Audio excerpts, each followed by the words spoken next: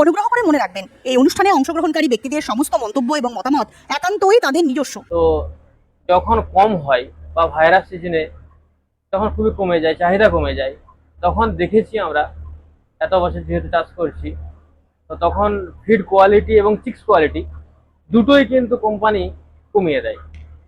তার জন্য আমাদের ফার্মারদের এক তো ভাইরাসে এফেক্ট হয়ে তো অনেক মারা যায়, আমাদের লস হয়, তার উপর ফিডের গুণগত মান নষ্ট করার জন্য ফার্মাররা জিরো পেমেন্ট পায়। কিন্তু মাঝখান থেকে কোম্পানি সেই সময় ভালো অঙ্কে একটা টাকা ইনকাম করে। ব্যাকইয়ার্ড ফার্মারদের আক্ষেপ, ব্রয়লার ব্যবসা মানেই বিড়াল ব্যবসা, গেম শেষ হলে আঁচড়টুকুই লাভ। ইন্টিগ্রেটেড কোম্পানির সাথে ব্যাকইয়ার্ড ফার্মারদের চুক্তি চাষের প্রতি ক্ষোভ যেন আম পোলট্রি ফার্মের। তিতকুটে মুখে তারা বলে থাকেন নীল চাষ। নমস্কার, ইন্ডিয়া পোলট্রি নিউজের আজকের এপিসোডে দর্শক বন্ধুদের স্বাগতম। বাংলার পোলট্রি জগতের হাল হকিকত জানতে শেয়ার ও লাইক করুন আমাদের চ্যানেল। আষাঢ়ের সংক্রান্তি সমাগত, বাংলার আকাশে মৌসুমি বায়ুর চাপ, খাল বিল ছাপানো বৃষ্টি হয়ে ঝরছে। রীতি মেনে হেসেলে আমিষের প্রবেশ নেই, কিন্তু ডিম ও মাংস দুটোরই দাম ঊর্ধ্বমুখী। সবাইকে তাক লাগিয়ে বাজারে ডিম ও মাংসের চাহিদাও বাড়ছে। শ্রাবণে চাহিদার মন্দা আঁচ করে যেসব ব্যাকইয়ার্ড ফার্মাররা চিক্স নেওয়া বন্ধ করেছিলেন, তারাই আবার নতুন করে ফার্মে গেম করছেন। কী সমস্যার মুখোমুখি হচ্ছেন তারা, সমাধানই বা কোথায়? পশ্চিম মেদিনীপুরের দুই ব্যাকইয়ার্ড ফার্মার অকপটে মুখ খুললেন পোলট্রি নিউজের ক্যামেরার সামনে। কতদিন ধরে ব্যাকইয়ার্ড পোলট্রি চাষের সাথে যুক্ত আছেন? আমি প্রায় 5 বছর ধরে, 2021 সাল থেকে। প্রথম থেকে কি একই কোম্পানির সাথে কাজ করছেন? না না না না, আমি প্রথমে আইবি থেকে শুরু করেছি, তারপরে মাঝখানে কল্যাণ কোম্পানি করেছি, প্রগতি করেছি, আইবিও করেছি, আর শালিমার করেছি। এখন আপাতত সোয়াতিতে আছি। কোন কোম্পানির থেকে রিটার্ন বেশি পেয়েছেন? রিটার্ন আমি এই প্রথম সোয়াতিতে করেছি, এর আগে শালিমারে করেছি। তো ওখানে যেটা পেয়েছি তার থেকে আশা করা যাচ্ছে এটাতে বেশি হবে, কারণ এর পাখির গ্রোথ এবং ফিড কোয়ালিটিও ভালো। পাখি এখন পর্যন্ত যে রেজাল্ট আছে, আশা করা যায় শালিমারের থেকেও বেশি হবে। ফিড নির্বাচনের সময় কোন কোন দিকে আপনারা খেয়াল রাখেন? ফিড নির্বাচন অ্যাকচুয়ালি ফিডের ম্যানুফ্যাকচার, আর তার সাথে ফিডের যে কি বলবো, ড্যামেজ হয়ে গেছে কিনা, হ্যাঁ, এবং তার সাথে এফসিআরটা কেমন দিচ্ছে, পাখির গ্রোথটা, এর উপরে নির্ভর করে আমাদের গুণগত মান বিচার করা ফিডের। মুরগির ডেগেনের উপর রোজ ঠিকঠাক যাতে ডেগেন দেয়, পায়খানার উপর, এইসব উপরে বেশি দেওয়া হয়, জোর দেওয়া হয় আর কি। চুক্তি চাষে বাধ্যবাধকতা থাকে, যেমন শালিমারের ক্ষেত্রে ছিল, আমি দেখেছি, বা সব কোম্পানিতে থাকে কম বেশি।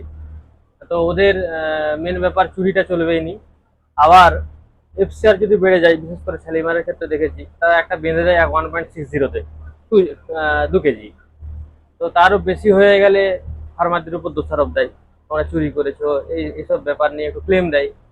হ্যাঁ, শুনেছি, এটা শোনা কথা, তবে আমার ক্ষেত্রে এটা ঘটেনি, অন্য ফার্মারদের ক্ষেত্রে এটা ঘটেছে, অনেক ফার্মারের ক্ষেত্রে। তো এটা স্বাভাবিকভাবেই কোম্পানির ক্ষেত্রে তো একটা কিছু আমার রুলস তো থাকবেই। ইন্ডিকেশন চাষ করে তো অসুবিধা সেরকম কিছু হয়নি, ঠিক আছে। চুক্তিগত সম্বন্ধে তোমার ওই ম্যানেজার, তোমার সুপারভাইজার, ওরা গাইড করে দেয় মোটামুটি। কন্ট্রাক্ট ফার্মিং এর সুবিধা তো অবশ্যই আছে, যেমন যারা এতে রিস্ক কম, ঝুঁকি কম অ্যাকচুয়ালি। যতটুকু খরচ হয় হয়তো অতি বিস্তর আমাদের আবহাওয়ার উপর ভিত্তি করে, বা আপনার পাখির যদি রেজাল্ট খারাপও হয়, কোনো হয়তো রোগ জ্বালাতে হলো, হ্যাঁ, সেক্ষেত্রে যদি পাখি অ্যাক্সিডেন্টালি কোনো অঘটন ঘটেও, তো আমাদের পুরোপুরি 100% লোকসানটা হয়নি এই কন্ট্রাক্ট ফার্মিং এর ক্ষেত্রে। হ্যাঁ, কারণ যেহেতু কোম্পানি আমাদেরকে ফিড এবং চিক্স টোটালটাই বেয়ার করে, হ্যাঁ, সেখানে তো আমাদের পুরোপুরি লোকসানটা হয়নি। হ্যাঁ, হয়, অবশ্যই হয়, ইলেকট্রিক বিল, টুলস, যেগুলো আমাদের ব্যক্তিগত আমরা খরচা করি সেগুলো যাই। হ্যাঁ, সেই ক্ষেত্রে ঝুঁকি অনেকটাই কম। থেকে গেম করলে নিজের পছন্দ মতো আমি চিক্স কোয়ালিটি দেখে চিক্স কিনতে পারবো, এবং নিজের কোয়ালিটি অনুসারে আমি ফিডটাও বিচার করতে পারবো। এটাই। আর কোম্পানির ক্ষেত্রে কি হয়, কোম্পানি তাদের নিজস্ব প্রোডাক্ট তারা তো দেবেই, আমার কথা অনুসারে তো তারা চলবে না। সেক্ষেত্রে মুরগি লিফটিং এর সমস্যা হয়, রেট পড়ে গেলে লসের সম্মুখীন হতে হয়, গাইড করার মতো সেরকম কিছু থাকে না। আমার তো অ্যাকচুয়ালি 2,500 সেট। তো এই সেটে আমরা ইলেকট্রিক বিল, জেনারেটরের তেল এবং বিছানার জন্য তুষ, তার সাথে কিছু মেডিসিন, এই সমস্ত নিয়ে আনুমানিক 22,000 থেকে 25,000 টাকার মতো খরচা আছে 2,500 সেটে। সে অনুসারে হাজারের যেমন ক্যাপাসিটি হয়, আমি হাজারের তো ব্যাপার বলতে পারবো না, 8,000টাই জানি আমি। 1000 মুরগি প্রতি খুব জোর হলে ওই 2,000-1,500 মতন খরচা হয়। 1000 মুরগি পিছু। হ্যাঁ, আমি অবশ্যই সোয়াতি কোম্পানি এখন বলবো, যেহেতু করছি এবং এতগুলো কোম্পানি করেছি, এখন বেটার অপশন আমি দেখতে পাচ্ছি এখন সোয়াতি। তো এর ফিড কোয়ালিটি, চিক্স কোয়ালিটিও খুবই ভালো। এখন বর্তমানে আজকে আমার আন্দাজ 36 দিন রানিং চলছে, প্রায় 2150-2200 কাছাকাছি ওজন আছে, 50 নিচে এফসিআর। আমরা তো ইন্ডিকেশন চাষ করি, সোয়াতি কোম্পানি চাষ করি, সোয়াতি ফিডই ব্যবহার করি। লাইন সুপারের পরামর্শ নিই, লাইন সুপার না পারলে তখন ম্যানেজারের পরামর্শ নেওয়া হয়।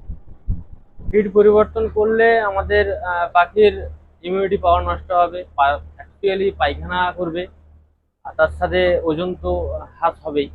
হ্যাঁ, সেখানে ফার্মারদের সম্পূর্ণই লস, পুরোটাই লস।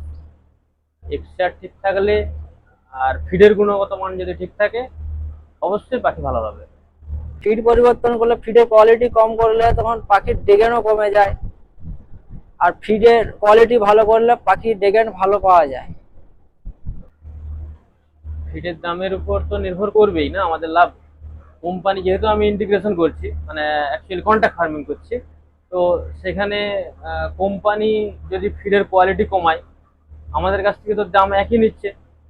হ্যাঁ, তো সেখানে ফিডের কোয়ালিটি কমালে তাদের লাভজনক বেশি হবে, কিন্তু ফার্মার শেষ হয়ে যাবে। আর ফিডের কোয়ালিটি যদি ঠিক থাকে, সে অনুসারে দামের উপর নির্ভর করছে, দাম তো তখন সে অনুপাতে হবে। ফিডের কোয়ালিটির উপর দাম, আর ফিডের কোয়ালিটির উপর আমাদের পাখির গ্রোথ। এটা হচ্ছে, আমি বলতে চাই, সারা বছর তো আর কোম্পানির আমাদের ব্রয়লারের দাম তো সমান নয়। তো যখন কম হয় বা ভাইরাস সিজনে তখন খুবই কমে যায়, চাহিদা কমে যায়, তখন দেখেছি আমরা এত বছর যেহেতু চাষ করছি, তো তখন ফিড কোয়ালিটি এবং চিক্স কোয়ালিটি দুটোই কিন্তু কোম্পানি কমিয়ে দেয়। তার জন্য আমাদের ফার্মারদের এক তো ভাইরাসে এফেক্ট হয়ে তো অনেক মারা যায়, আমাদের লস হয়, তার উপর ফিডের গুণগত মান নষ্ট করার জন্য ফার্মাররা জিরো পেমেন্ট পায়। কিন্তু মাঝখান থেকে কোম্পানি সেই সময় ভালো অঙ্কে একটা টাকা ইনকাম করে। কেন?